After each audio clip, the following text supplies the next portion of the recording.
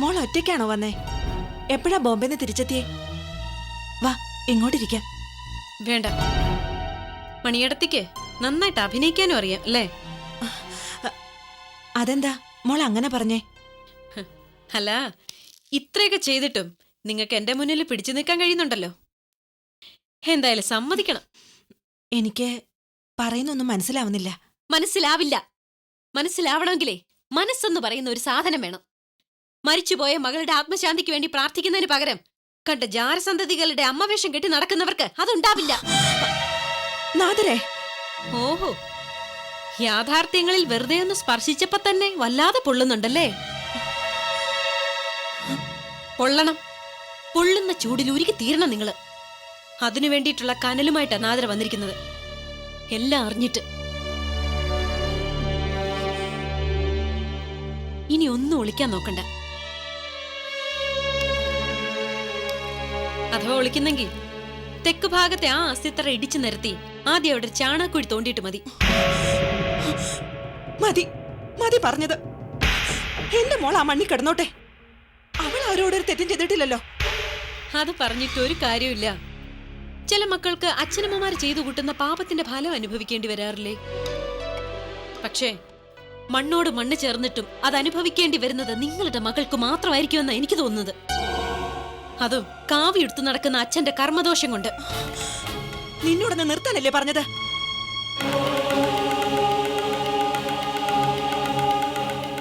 വിശ്വട്ട ജയദേവനെ ഏൽപ്പിച്ച ജിഷമോൾ ഞങ്ങളുടെ മോളല്ല. സമ്മതിച്ചു, 100 വട്ടം സമ്മതിച്ചു. മതി, ഞാൻ ചോദിക്കാതെ തന്നെ നിങ്ങളിൽ നിന്ന് അത് കേൾക്കണമെന്നുണ്ടായിരുന്നു. ഇനി എനിക്ക് എന്തിനു ഞങ്ങളോട് ഈ കൊലച്ചതി ചെയ്തൊന്നും കൂടി അറിയണം. ആർക്കു വേണ്ടി? സ്വന്തം മകളെ കാണാൻ ആന്റിയുടെ വേഷം കെട്ടി നടക്കുന്ന ആ സ്ത്രീ ഉണ്ടല്ലോ, അവരാരാണ്? പറ, എല്ലാം പറ. അതൊന്നും എനിക്കറിയില്ല. ജിഷമോളുടെ ശരിയായ അമ്മ രമണിയാണെന്ന് അറിയാന്നല്ലാതെ അവൾ ആരാന്നോ എവിടാന്നോ ഒന്നും എനിക്കറിയില്ല. വിശ്വേട്ടനാ അവളെ മോളെ എൻ്റെ അടുത്തേക്ക് അയച്ചത്. വിശ്വേട്ടൻ പറഞ്ഞിട്ടാ ആ അമ്മയ്ക്കും മോൾക്കും വേണ്ടി ഞാനിതൊക്കെ ചെയ്തത്.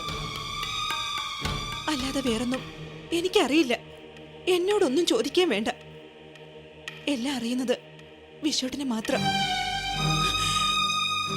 ഇനി ഇതിന്റെ പേരിൽ മണ്ണിനടിയിൽ കിടക്കുന്ന എന്റെ മോളെ കുറിച്ച് എന്തെങ്കിലും പറഞ്ഞാലുണ്ടല്ലോ, എന്റെ ശവമായിരിക്കും പിന്നെ ഇവിടെ കാണുക.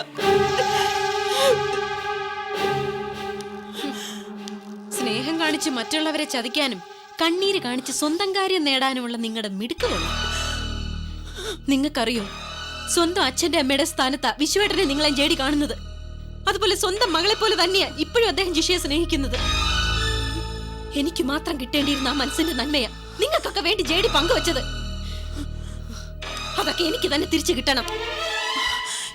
എടുത്തോ, ഞങ്ങളായിട്ട് ഇനി ഒന്നിനും വരില്ല, ഉറപ്പ്. ഇങ്ങനെ പറഞ്ഞത് കൊണ്ട് മാത്രം ജേഡി എനിക്ക് തിരിച്ചു കിട്ടില്ല. അതിനെനിക്ക് കാവിക്കുള്ളിൽ ഒളിച്ചു കഴിയുന്ന നിങ്ങളുടെ ഭർത്താവിനെ കണ്ടെത്തിയേ പറ്റൂ. ജിഷയുടെ അമ്മയെക്കുറിച്ച് അയാൾക്കേ അറിയുന്നല്ലേ നിങ്ങൾ പറഞ്ഞേ? ഞാൻ കണ്ടെത്തും. ആ മുഖത്ത് നോക്കി എനിക്ക് ചിലതൊക്കെ ചോദിക്കാനുണ്ട്.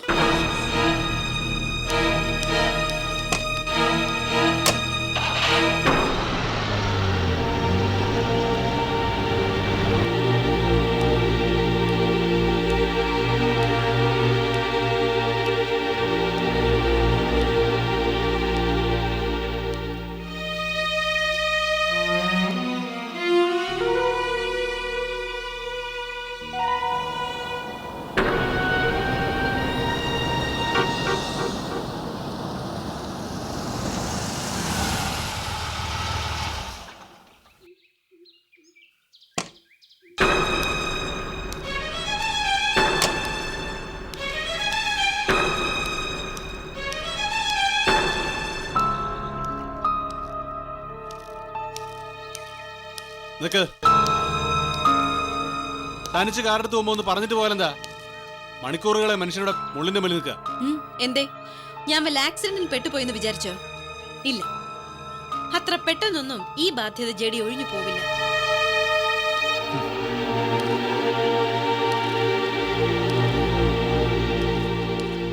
ഇത് എന്റെ വിധിയാണ്. ആത്മാർത്ഥതയെ ചോദ്യം ചെയ്യുന്ന ബന്ധങ്ങൾ. സോറി, കുറച്ചായിട്ട് ജെ ഡിയുടെ ആത്മാർത്ഥമായ മുഖം ഏതാണെന്ന് എനിക്ക് സ്റ്റഡി ചെയ്യാൻ കഴിയുന്നില്ല. അതുകൊണ്ടാ ഇങ്ങനെയൊക്കെ. ഇനി ഞാൻ മനസ്സിലാക്കാൻ ശ്രമിച്ചോളാം. പരിഹസിക്കണം. ഹേയ്, എന്റെ കാര്യങ്ങൾ കേൾക്കാനുള്ള സമയമോ അറിയാനുള്ള താല്പര്യമോ ജെഡിക്കില്ല എന്ന് കരുതി തന്നെയാ ഞാൻ ചോദിക്കാതെ പോയത്. ആവശ്യമായ കാര്യങ്ങൾക്ക് ഞാൻ ഒരിക്കലും താല്പര്യക്കുറവോ സമയക്കുറവോ കാട്ടിയിട്ടില്ല, കാട്ടുകയില്ല. അത് ജിഷയുടെ കാര്യത്തിൽ ശരിയായിരിക്കാം. പക്ഷേ കുറച്ചു നാളായിട്ട് എന്റെ കാര്യത്തിൽ ജെഡി അങ്ങനെയല്ല. ആവശ്യമില്ലാതെ മാറ്റി വെക്കപ്പെട്ട ഒരു വസ്തുവിനെ പോലെ എനിക്ക് എങ്ങനെ ഫീൽ ചെയ്യുന്നുണ്ട്. ആവശ്യമില്ലാത്ത നിന്റെ അത്തരം ഫീലിങ്സ് മാറ്റാനുള്ള മരുന്നൊന്നും എന്റെ കയ്യിലില്ല. പക്ഷെ നാദിറ, നമ്മൾ ഭാര്യ ഭർത്താക്കന്മാരാണ്. ആ ബന്ധത്തിൽ സ്വാഭാവികമായി ഉണ്ടായിരിക്കേണ്ട എല്ലാ ബോധ്യപ്പെടുത്തലുകളും ഉണ്ടായിത്തീരും. ഓഹോ, ഒരു ഭർത്താവിന്റെ ആജ്ഞയാണോ ഇത്? എങ്കിൽ ആദ്യം ജെഡി ആ സ്ഥാനത്ത് നിന്ന് ഭാര്യയോടുള്ള കടമകൾ നിറവേറ്റാൻ നോക്ക്. അല്ലാത്ത ഒരാളോട് അത്തരം ബോധ്യപ്പെടുത്തലുകളുടെ ആവശ്യമൊന്നുമില്ല. നാദിറ പ്ലീസ്, ഇന്നലെ ഞാൻ നിനക്ക് സ്വാർത്ഥനായിരുന്നു, ഇന്ന് ഞാൻ അർഹതയില്ലാത്തവനായി. നമ്മൾക്ക് ഒരുമിക്കാമെന്ന് ആദ്യം ആഗ്രഹിച്ചതും പറഞ്ഞതും നീയാണ്. പിരിയാനുള്ള മുഹൂർത്തവും നിനക്ക് തന്നെ തീരുമാനിക്കാം.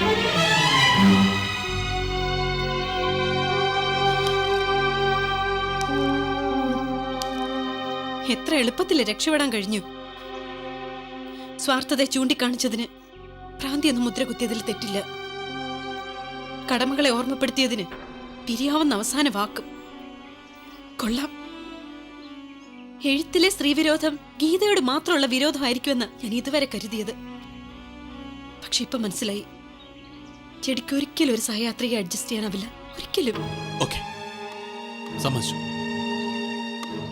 അത്രയും ധാരണകൾ നിന്റെ മനസ്സിൽ വേറൊഴിച്ച് കഴിഞ്ഞെങ്കിൽ പിരിയാൻ നിനക്ക് തോന്നും വരെ പരസ്പരം പ്രതികരിക്കാൻ നമുക്ക് കഴിയാം.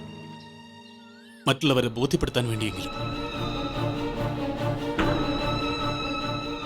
പകരം എനിക്ക് പറയാനുള്ളത് കേൾക്കാൻ, എന്നെ വിശ്വസിക്കാൻ ഒന്ന് ശ്രമിച്ചൂടെ? ഞാൻ പറയുന്ന കാര്യങ്ങൾ മറ്റാർക്കും വേണ്ടി അവിശ്വസിക്കാതെ അതിൻ്റെതായ അർത്ഥത്തിൽ ഉൾക്കൊള്ളാൻ ശ്രമിക്കുമെങ്കിൽ അത് കേൾക്കുന്നതോടെ നമുക്കിടയിലുള്ള എല്ലാ സ്വരഭംഗങ്ങൾക്കും പരിഹാരം ഉണ്ടാവുന്നൊരു തോന്നല്. ഈ തോന്നൽ ആദ്യമേ വേണ്ടതായിരുന്നു. പറയാനുള്ളതൊക്കെ പറഞ്ഞു കഴിഞ്ഞിട്ട് ഇനിയൊരു കുമ്പസാരം കൂടി കേട്ടു നിൽക്കേണ്ട ആവശ്യം എനിക്കില്ല. പക്ഷെ പറയേണ്ട കാര്യം എനിക്കുണ്ട്. കേൾക്കാൻ മനസ്സിലാത്ത സ്ഥിതിക്ക് വിശ്വസിപ്പിക്കാൻ എനിക്ക് ഇനി തെളിവുകൾ വേണ്ടിവരും. അന്ന് ഞാൻ പറയുന്നത് മുഴുവൻ നിങ്ങൾ കേട്ടിരിക്കും. ആ നിമിഷം വരെ മാത്രം ജെഡിക്ക് മറ്റുള്ളവരെ ബോധിപ്പിക്കാൻ വേണ്ടിയും എനിക്ക് എന്നെ തന്നെ ബോധിപ്പിക്കാൻ വേണ്ടിയും നമുക്ക് ഒരുമിച്ച് കഴിയാം.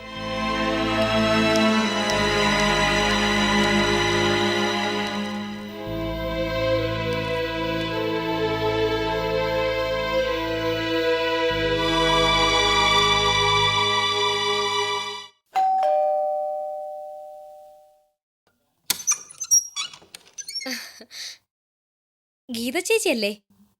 അതെ. ആരാ? മനസ്സിലായില്ലല്ലോ. അതൊക്കെ മനസ്സിലാക്കാന്നേ, അതിനല്ലേ ഞാൻ വന്നത്. അല്ല, ഈ വീട്ടില് ചേച്ചി ഒറ്റയ്ക്കാണല്ലേ താമസം? അതെ. കഷ്ടം. 1.5 വർഷം കൂടെ ജീവിച്ച ഭർത്താവിനെ കാത്ത് 17 വർഷം ഒറ്റയ്ക്ക് ജീവിക്കുക. പുരുഷവർഗം പൂവിട്ട് പൂജിക്കണം ചേച്ചി. നിങ്ങൾ ആരാന്ന് പറഞ്ഞില്ല. ഞാൻ ഇതിനു മുമ്പ് കണ്ടിട്ട് പോലും ഇല്ലല്ലോ. വിമൻസ് ക്ലബിലോ മറ്റു ചേർക്കാൻ വന്നാണോ എന്നെ? ഞാൻ അത്രക്കാരിയൊന്നുമല്ല. നല്ല ഒന്നാന്തരം നസ്രാണി തറവാട്ടിൽ ജനിച്ച് അതിലും വലിയ തറവാട്ടിൽ മരുമകളായി ചെന്ന് കയറി അന്തസ്സോടെയും അഭിമാനത്തോടെയും ജീവിക്കുന്ന ഒരു കുടുംബിനിയാ. അല്ല, ചേച്ചി തൈക്കൂട്ടത്തിൽ മറിയം കോശിയെ പറ്റി കേട്ടിട്ടുണ്ടോ? ഇല്ല. ആ, എന്നാ ഇനി മുതൽ കേൾക്കണം. വളഞ്ഞ വഴിക്കാണെങ്കിലും ഗീത ചേച്ചിക്ക് ഞങ്ങളുടെ തറവാടുമായി ഇപ്പൊ ഒരു ബന്ധമുണ്ട്. നിങ്ങളുടെ തറവാടുമായി എനിക്ക് ബന്ധോ? അതെങ്ങനെ? ആ, അതൊക്കെ ഉണ്ട്. പറയുമ്പോ വിഷമൊന്നും തോന്നരുത് കേട്ടോ. നിങ്ങളുടെ ഭർത്താവ് ജയദേവൻ ഇപ്പൊ കല്യാണം കഴിച്ചിരിക്കുന്ന നാദിരയുടെ ആന്റിയാ ഞാൻ.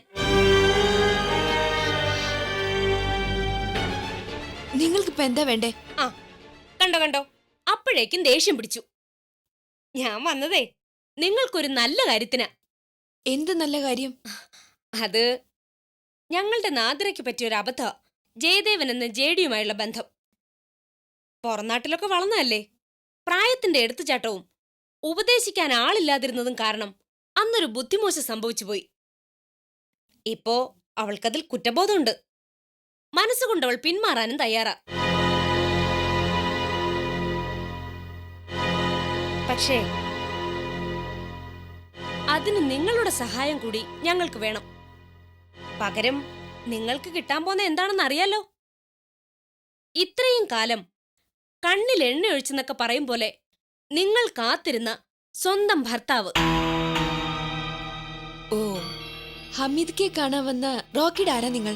ഭാര്യ, പേര് ഗ്ലാഡിസ്. ഇനി നമുക്കൊന്ന് ഇരുന്ന് സംസാരിച്ചൂടെ ചേച്ചി? എനിക്ക് കുടിക്കാനും വേണം. അങ്ങോട്ടിരിക്കൂ. താങ്ക് യു ചേച്ചി.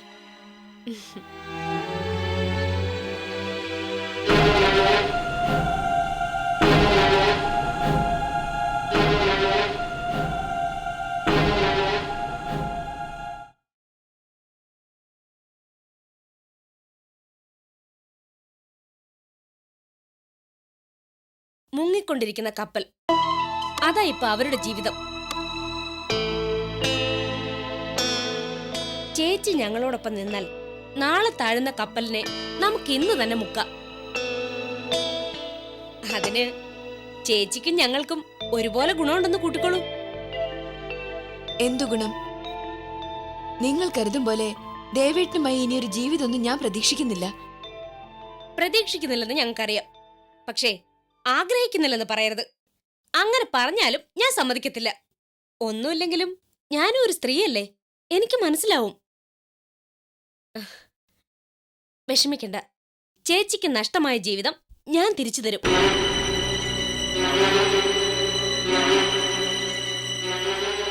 ഇല്ല ഗ്ലാഡിസ്, ദേവേട്ടൻ എന്നെ മനസ്സിൽ നിന്ന് മായ്ച്ചു കളഞ്ഞ രൂപം എന്റേത്. ഒരുപക്ഷെ അദ്ദേഹം ഒരിക്കലും ഓർക്കാൻ ഇഷ്ടപ്പെടാത്ത രൂപവും. ആ മനസ്സിൽ നിന്ന് നാദിറെ പറിച്ചു മാറ്റി ഗീതയെ അവിടെ പുനഃപ്രതിഷ്ഠിക്കാൻ നിങ്ങൾക്കാവില്ല. ദേ, ചേച്ചി ഇത്രയ്ക്ക് പാവമായി പോയതാ ഇതുവരെ ഉണ്ടായ എല്ലാ നഷ്ടങ്ങൾക്കും കാരണം. ചേച്ചി, നമുക്ക് കിട്ടേണ്ടത് നമ്മൾ പിടിച്ചു വാങ്ങണം. ഇടിച്ചു കയറുന്നവർക്ക് ഇന്ന് എവിടെ സീറ്റുള്ളൂ? കടിച്ചു തൂങ്ങി നിൽക്കുന്നവർക്ക് നിലനിൽപ്പുള്ളൂ. അതൊക്കെ എനിക്കറിയാം. പക്ഷേ എന്നതാ ഒരു പക്ഷേ? സ്വന്തം ജീവിതം വേറൊരുത്തിക്ക് തീരെഴുതി കൊടുക്കേണ്ട കാര്യമൊന്നും ചേച്ചിക്കില്ലല്ലോ. നാദിറയ്ക്കാണെങ്കിൽ ചെറിയ പ്രായോ, പോരാത്തതിന് സിനിമയിലൊക്കെ പാട്ടുപാടാനുള്ള കഴിവും ഇഷ്ടം പോലെ സ്വത്തും. ഇതിലും നല്ലൊരു ജീവിതം കിട്ടാൻ അവൾക്കൊരു പ്രയാസവും ഇല്ല. അതുപോലാണോ ചേച്ചിയുടെ കാര്യം? ദേ, കൈവന്ന അവസരം ഇനിയെങ്കിലും വേണ്ട വിധം പ്രയോജനപ്പെടുത്താൻ നോക്കെന്റെ ചേച്ചി. ഞാൻ എന്ത് ചെയ്യണമെന്നാ ഗ്ലാഡിസ് പറയുന്നത്? ആ, അങ്ങനെ കാര്യത്തിലേക്ക് വാ. അതെ, ജേഡി ഇപ്പോ സ്വന്തം ചേട്ടന്റെ മകളെന്നും പറഞ്ഞ് ഒരു പെൺകൊച്ചിനെ വളർത്തുന്നുണ്ട്. ആ കൊച്ച് ചേട്ടന്റെ മകളൊന്നും അല്ലെന്ന് നാദിറ മനസ്സിലാക്കി കഴിഞ്ഞു. അതിന്റെ പേരിൽ അവിടെ അഭിപ്രായ വ്യത്യാസങ്ങളും തുടങ്ങി. കുട്ടി ഏട്ടന്റെ മകളല്ലെന്നുള്ള കാര്യം ജേഡി അറിഞ്ഞോ? ഇതുവരെ അറിഞ്ഞിട്ടില്ല. പക്ഷേ എല്ലാ തെളിവുകളോടും കൂടി നാദിറ ഉടനെ അതറിയും. എന്നിട്ടും ആ കൊച്ചിനെ ഒഴിവാക്കാൻ ജേഡി തയ്യാറായില്ലെങ്കിൽ ജേഡിയെ നാദിറ ഒഴിവാക്കിയിരിക്കും. എങ്കിൽ പിന്നെ അതൊക്കെ ആദ്യം കഴിയട്ടെ. എന്റെ കാര്യത്തെക്കുറിച്ച് എന്നിട്ട് ആലോചിക്കാം. അയ്യോ, അതുപോരാ. ഒരുമാതിരി ചാഞ്ചാടി കളിക്കുന്ന മനസ്സാ നാദിറയുടേത്. ആ കൊച്ചിനെ എന്നേക്കുമായി അവസാനിപ്പിച്ച് ജേഡിയുമായി ഒത്തുപോയാൽ എന്തെന്നൊരാലോചനയും കൂടി നാദിറയുടെ മനസ്സിലുണ്ട്. അത് നമ്മൾ പൊളിക്കണം. അപ്പോ അവളാ കൊച്ചിനെ വേണ്ടി വന്നാ കൊല്ലാനും മടിക്കത്തില്ല ചേച്ചി.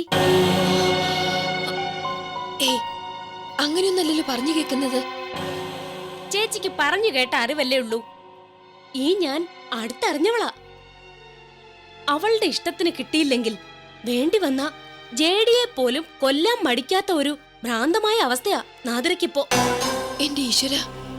ആ ഭർത്താവിനൊരു ആപത്ത് വരുന്നു എന്ന് കേട്ടപ്പോ ചേച്ചിക്ക് പേടിയുണ്ടല്ലേ? ഇതാണ് യഥാർത്ഥ സ്നേഹം.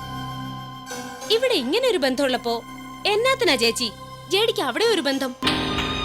ദേ, നമുക്കതങ്ങ് പൊട്ടിച്ചു കളയാം. പക്ഷേ അതുകൊണ്ട് നിങ്ങൾക്ക് എന്താ നേട്ടം? അത് പറഞ്ഞില്ലല്ലോ. അത് പറയാനാണെങ്കിൽ ഒരുപാട് പറയാനുണ്ട് ചേച്ചി. ഒരുപാട് ലക്ഷങ്ങളുടെ കണക്കാ. എന്റെ റോക്കിച്ചായന് മാത്രം കിട്ടേണ്ടിയിരുന്ന ലക്ഷങ്ങളുടെ കണക്ക്. എവിടെ നിന്നോ തെണ്ടിത്തിരിഞ്ഞ് കയറി വന്ന ഒരു പെണ്ണ് ഒരു സുപ്രഭാതത്തിൽ അതിന്റെയൊക്കെ അവകാശിയാവുക എന്ന് പറഞ്ഞാ സഹിക്കാൻ പറ്റുമോ? അവളെ കൊന്നിട്ടായാലും ഞങ്ങളത് തിരിച്ചു പിടിക്കും. അതല്ലാത്തൊരു വഴിയാ ഇപ്പൊ ആലോചിക്കുന്നത്. സഹകരിച്ച ചേച്ചിക്ക് സ്വന്തം ഭർത്താവിനെ തിരിച്ചു കിട്ടും, ഞങ്ങൾക്ക് ആ കടും കൈയിന്ന് ഒഴിവാവുകയും ചെയ്യാം. എന്തു പറയുന്നു? അത് ഞാൻ എന്ത് ചെയ്യണം? ആ കൊച്ചിന്റെ കാര്യത്തിൽ ഇടഞ്ഞു നിൽക്കുന്ന ജേഡിയുടെയും നാദ്രയുടെയും ഇടയിലേക്ക് അവകാശവാദവുമായി കയറി ചെല്ലണം. വെറുതെ കയറിച്ചെന്ന മാത്രം പോരാ, രണ്ടും കൽപ്പിച്ച് അവിടെ കയറി അങ്ങ് താമസിക്കണം. അല്ല, അതൊക്കെ ഒരു കുഴപ്പവും വരത്തില്ല ചേച്ചി. വാർത്തയാവുന്നതും മാനം പോകുന്നതും ഒക്കെ ഭയന്ന് ജേഡി അനങ്ങില്ല. അങ്ങനെ വരുമ്പോ നാദർ അവിടെ നിന്ന് ഇറങ്ങും. ഇല്ലെങ്കിൽ അമ്മാമ്മയെ കൊണ്ട് ഞങ്ങൾ അവളെ ഇറക്കിക്കും. പിന്നെ ഒരു 2 ദിവസം എന്റെ കൈ കിട്ടിയാ മതി. 3-ാം ദിവസം അവളുടെ ഡിവോഴ്സ് നോട്ടീസ് ജേഡി കൈപ്പറ്റിയിരിക്കും.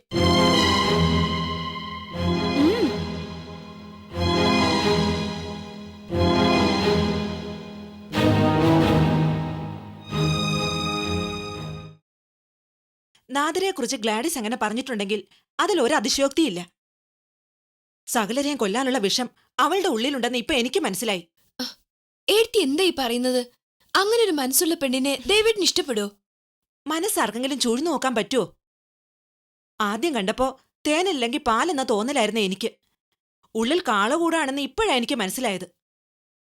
ഏഴ്ത്തിയോട് അത്രയ്ക്ക് ദേഷ്യത്തിൽ പെരുമാറോ നാദര? ദേഷ്യമൊന്നൊന്നും അല്ല എന്റെ ഗീത അതിന് പറയേണ്ട വാക്ക്. പിശാചിന്റെ മുഖമായിരുന്നു അവക്ക്. ദയ തൊട്ടു തീണ്ടിയിട്ടില്ലാത്തൊരു മനസ്സാ ആ സമയത്ത് ഞാൻ അവളെ കണ്ടത്. എന്നെ ശരിക്കും അവള് വറചട്ടിയിലിട്ട് വറുത്തെടുക്കുകയായിരുന്നു. ജീവിതത്തിൽ എന്നേ വരെ ആരുടെ മുമ്പിൽ എനിക്കിങ്ങനെ അടിയറവ് പറയേണ്ടി വന്നിട്ടില്ല. അത്രയ്ക്ക് ഭയങ്കര അവള്. എന്റെ ഏഴ്ത്തി, ഇതൊക്കെ കേട്ടിട്ട് എനിക്ക് പേടി തോന്നുവാ. അവസാനം നമ്മുടെ കുടുംബം തന്നെ അവള് കൊടന്നുണ്ടോ? എനിക്കറിയില്ല. ഒരു ധൈര്യത്തിന് ആ റോക്കിയുടെ ഭാഗം ചേരുന്നാവും നല്ലതെന്നാ എനിക്കിപ്പോ തോന്നേ. എനിക്കെന്റെ മോളെ ഓർത്തിട്ടുള്ള പേടിയുള്ളൂ. അവൾക്കൊന്നും പറ്റരുത്. അതിനുവേണ്ടി റോക്കിയുടെയും ഗ്ലാഡിസിന്റെയും കൂടെ നിൽക്കുന്നതിന് പകരം നാദരയോട് തന്നെ എല്ലാ കാര്യങ്ങളും തുറന്നു പറഞ്ഞ് മോളെ ഇങ്ങോട്ട് തിരിച്ചു കൊണ്ടുവരുന്നതാവും നല്ലതെന്നാ എനിക്ക് തോന്നുന്നത്. അത് വേണ്ട. ആദ്യമൊക്കെ ഞാനും കരുതിയിരുന്നു ജയമോൾ ആരാണെന്ന സത്യം നാദരോട് തുറന്നു പറഞ്ഞാൽ ചിലപ്പോ അവൾ അത് അംഗീകരിച്ചേക്കുമെന്ന്. പക്ഷേ ഇനി അത് പ്രതീക്ഷിക്കുന്ന വിഡ്ഢിത്താണ്. ജയമോള് ജയദേവന്റെ രക്തമാണെന്നറിഞ്ഞ നാദരയുടെ പക ആളിക്കത്തേയുള്ളൂ. ഏഴ്ത്തി, അതേ ഗീതേ, അവളുടേതല്ലാത്തൊരു അവകാശം ജയദേവനുണ്ടെന്നറിഞ്ഞ കൊല്ലാൻ പോലും ചിലപ്പോ നാദരം അടിച്ചെന്ന് വരില്ല.